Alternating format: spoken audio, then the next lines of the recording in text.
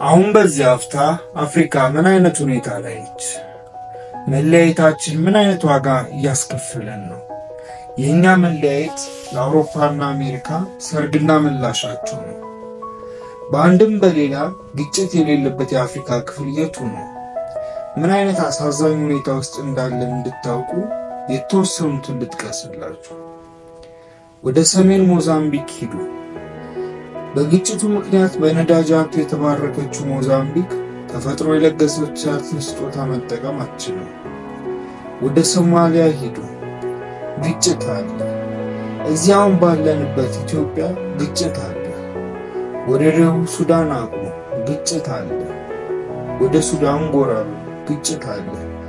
ሊቢያን ተመልከቱ፣ ግጭት አለ። ወደ መካከለኛው አፍሪካ ሪፐብሊክ ተጓዙ፣ ግጭት አለ። ወደ ዲሞክራቲክ ሪፐብሊክ ኦፍ ኮንጎ ዝቅ በሉ፣ ግጭት አለ። ወደ ምዕራብ አፍሪካ እንዙር ብንል በቡርኪና ፋሶ ግጭት አለ። ማሊ ሂዱ፣ ቻድን ተመልከቱ። ወደ ኒጀርም ተሻገሩ፣ ግጭት አለ። ካሜሮን ያላችሁ እንደሆነ እዚያም ግጭት አለ። ናይጄሪያም እንደዚያው። ልቀጥል። ይህ ነው አሁን አፍሪካ ያለችበት ሁኔታ።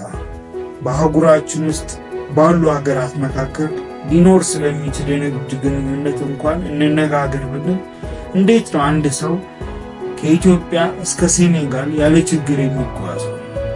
ይህንን ማድረግ የሚደፍር ሰው ካለ ሞትን የማይፈራ መሆን አለበት። የትኛው የታጣቂ ቡድን ነው የማያግትና የማይገድል? አፍሪካ በዚህ ሁኔታ ላይ ልትገኝ የቻለችው በእኛ ድክመትና መከፋፈል